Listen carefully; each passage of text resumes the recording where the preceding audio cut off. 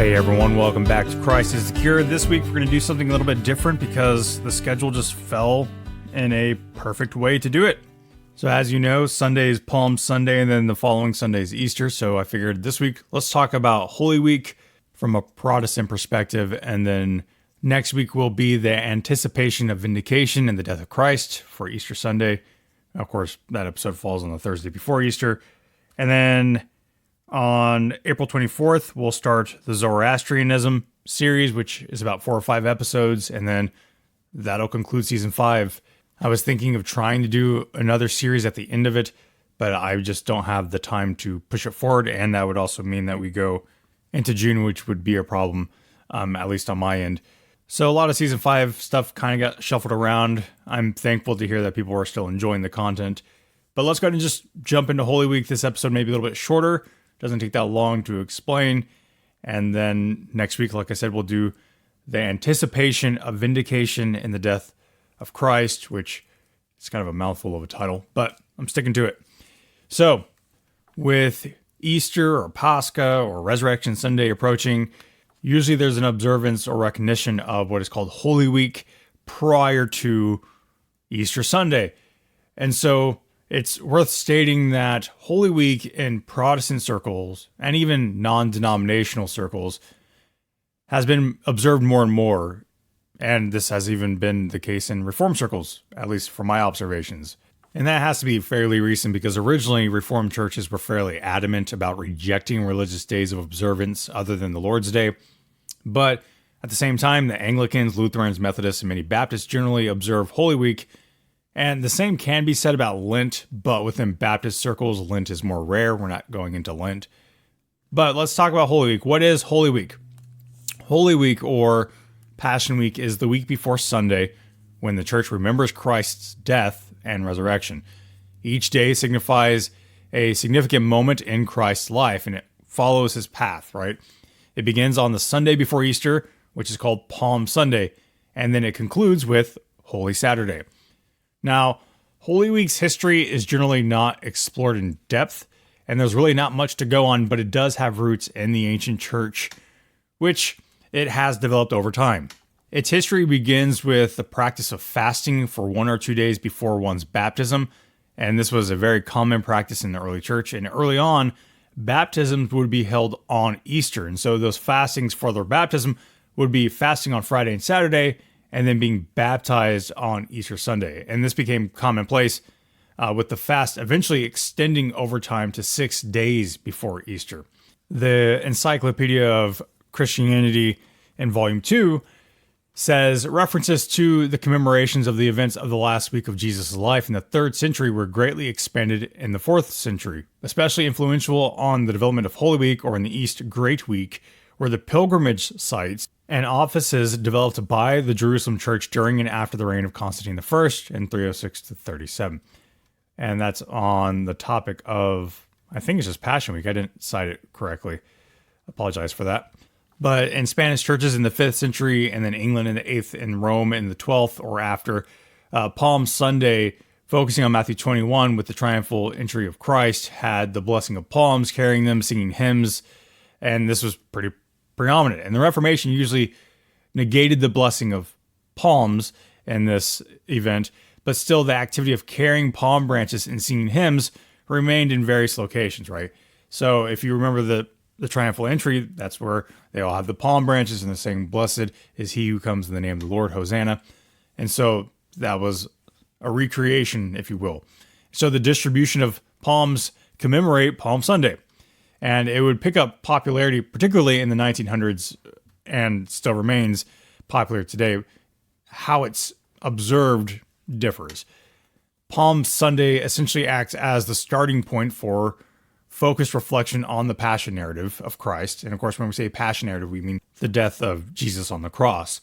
And this all culminates in Holy or Silent Saturday, and then, of course, the resurrection on Sunday. So how and to what degree the entire week is observed actually differs. Congregationally, a focus tends to be on Palm Sunday, Good Friday, and of course, Easter Sunday.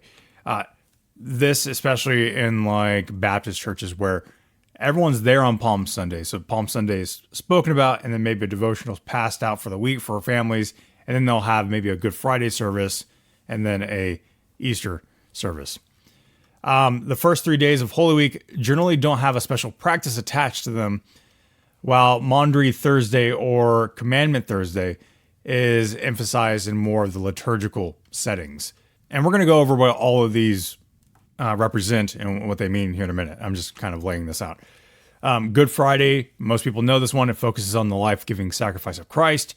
In some Protestant circles, there is a practice of the Stations of the Cross, but it differs from the Catholic stations on a few points, with many Protestants replacing stations included by Catholics that are based on tradition. And you can see comparisons of that if you look up like Lutheran versus Catholic on the Stations of the Cross in Google. You can see how they tweak those. But generally, the Stations of the Cross depict 14 stages of Jesus' life, from the Garden of Gethsemane to being laid in the tomb.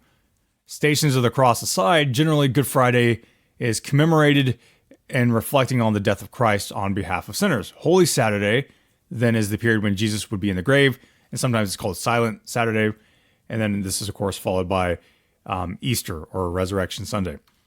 How Holy Week as a whole is observed, again, can be pretty diverse, especially if you're talking about the non-denoms or Baptist churches that observe it.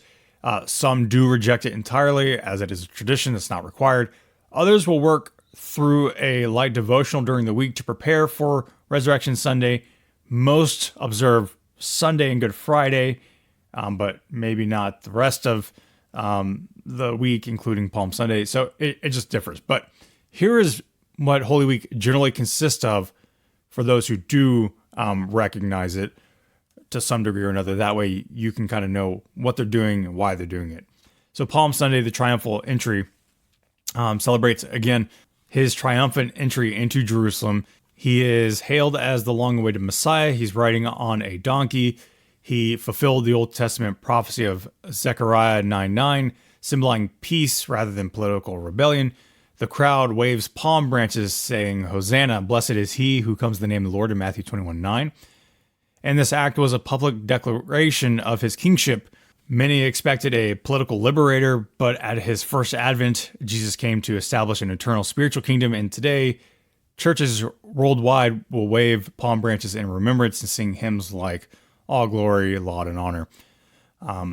Whether or not a congregation will do this, again, it differs. Sometimes it's just about the subject. Sometimes there's actual palm branches involved. Sometimes there's a whole thing. It just depends. So Monday after Palm Sunday, so getting into the areas of Holy Week that you don't really generally hear about unless you have a church that hands out devotionals or something on it. Holy Monday, it's when Jesus cleansed the temple and he drove out the merchants who had turned God's house into a marketplace. So Matthew 21:12-16. And of course, his righteous anger underscored his commitment to holiness and justice, and he continued teaching and performing miracles, showing both his authority and compassion. The day concludes with Jesus visiting his dear friends Mary, Martha, and Lazarus. And this moment of fellowship highlights his humanity, even as he faced the upcoming shadow of the cross, right? Tuesday is Holy Tuesday, focused on his teaching and confrontation, where it reflects on Jesus' teaching in parables in the temple, including the parable of the tenants in Matthew 21:33-44, which foreshadows his impending sacrifice. His teachings expose, of course, the hypocrisy of religious leaders, intensifying their hostility. So there's this build up to Good Friday occurring right as we go through both the narrative in Matthew, but also Holy Week. And so at this point, the people sought to arrest him, but they hesitated, fearing the people's reaction. And Jesus' bold declarations demonstrated his unwavering commitment to his mission, knowing the cost of his obedience. Following Tuesday, it's Wednesday. It's the day of betrayal. Holy Wednesday, also called Spy Wednesday, marks when Judas Iscariot decides to betray Jesus for 30 pieces of silver. And that's Matthew 26:14-16. And so the religious leaders, they're desperate to eliminate Jesus. And then Judas provides them with the perfect end, and he gets paid off to betray him. Meanwhile, Jesus was being anointed at Bethany by Mary, who poured that expensive perfume on his feet right Her act of love and sacrifice symbolize that preparation for his burial. And you can see that in John 12, 1-8.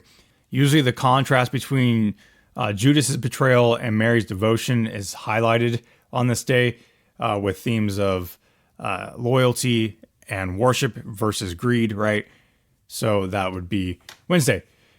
Maundy Thursday is the Last Supper and prayer. It derives its name from mandatum, which means commandment. So it can also be Commandment Thursday. And it references the new command that Jesus gives, which is, quote, love one another as I have loved you, end quote, in John 13:34. This day also commemorates the Last Supper, where Jesus instituted the sacrament of communion in Luke 22:19-20.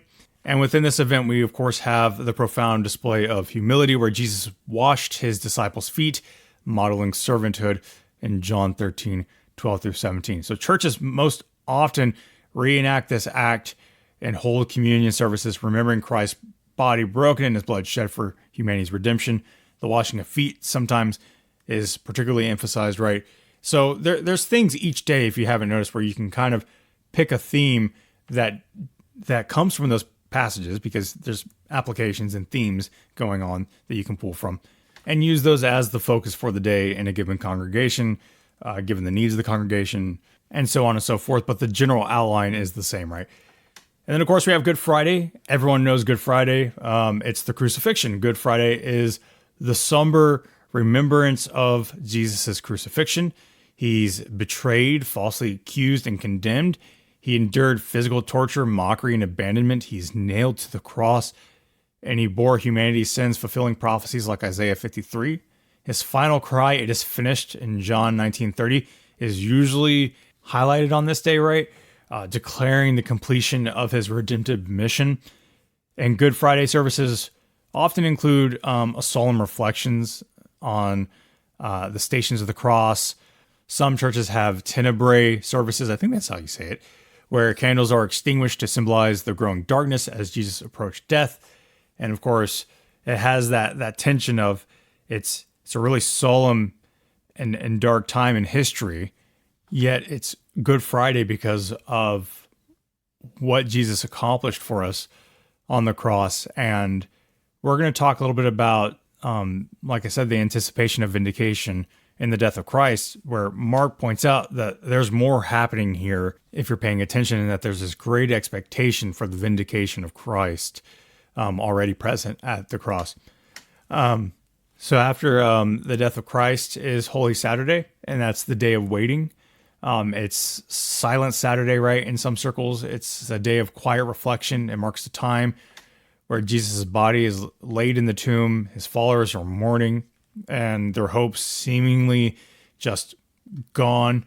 Yet behind the scenes, God was preparing for the resurrection that would change history. And some churches will hold Easter vigils, or lighting the Paschal candle to signify Christ as the light of the world. And this day really just kind of bridges the sorrow of the crucifixion with the joy of the resurrection. It's that anticipation. It's Easter Eve, right? It's that kind of Christmas Eve anticipation leading into the next day, which of course is the victory of Resurrection Sunday, or Easter Sunday. And Easter Sunday celebrates the resurrection of Jesus Christ, who is the cornerstone of the Christian faith. And so, of course, we know that early in the morning, women found the tomb empty, greeted by an angel who proclaimed, "He is not here, he is risen," just as he said in Matthew 28:6. And Jesus' victory over sin and death secured eternal life for all who believe in him, and also show God's faithfulness and show God's plan to be in motion, to be true, and that now Jesus will be lifted up and sat down at the right hand of the Father after he spent some time with his disciples before Pentecost. So Christians around the world, of course, rejoice with jubilant services, singing hymns like "Christ the Lord is risen today." And the traditions culturally vary, but universally reflect joy, renewal, and hope. And one thing that's just amazing about this all is that if your church in particular, and this is kind of like just going off, it's not in my notes or anything like that. If your church takes the time to preach the gospel during this service, then there would be a massive potential for fruit and planting the gospel and seeing people come to Christ. And I say that because if you don't know, Easter Sunday generally sees a significant increase in church attendance compared to other Sundays. In fact, it's kind of a joke. Even though I grew up outside of the church, I kind of knew the joke that you go to church on Easter for whatever reason. And my immediate family was not religious. I did not grow up in a household that was focused on that, but it was kind of like everyone goes to church on Easter. It was very strange. But there was a study from, I think, Lifeway, I can't remember the details, that 90% of pastors reported that Easter had their highest attendance rates. And I'll just say that I've seen it at my congregation too. So my congregation actually hosts Easter in the town square in our town, and then other churches will join, and you have my pastor preaching the gospel for Easter Sunday. And since it's in the town square, it just echoes through Main Street. It's really cool, actually, especially because like right by the town square, there's a couple of hotels and restaurants. So people are getting up and eating, and then people are just like coming out of their hotels and listening. Really neat. Aside from that, the few times that we haven't done that, which I think there was only like a couple, because for the most part, even when it's like looking a little threatening with rain, we've done it. But whenever we haven't, it was packed. Like I remember sitting in like a third overflow section because, I mean, of course I have kids, and I was like, oh, we're running late. Not thinking too much about it. Get there and I'm like, whoa, they're just like packed. And the same can be said about like our Christmas Eve services and stuff like that. But it's significant. So the point I guess I'm getting at is that it's a great day to, of course, rejoice in the resurrection, but to do so with the whole presentation of the gospel leading up to the beauty of the resurrection, right? Which I think is pretty common practice, I would imagine. And so it's a wonderful time to celebrate the resurrection with the church, but then also it has this evangelism to it that is pretty awesome. So yeah, that's Holy Week in a nutshell. And so if you were like a non-denom or someone who just like doesn't have a focus on it at all in their area, now hopefully you know a little bit more about it or why other traditions do it. And of course, if you're a Lutheran or an Anglican, then you probably already knew all this, right? And so that's just Holy Week, and it is something to just kind of reflect on as we approach Resurrection Sunday. But that's it for this week. Like I said, next week we're going to focus on the anticipation of vindication of the death of Christ on Thursday, which works out perfectly, the day before Good Friday. So I'm kind of happy about the timing of all these episodes, to be honest. But that's it, and I hope you have a wonderful, wonderful weekend.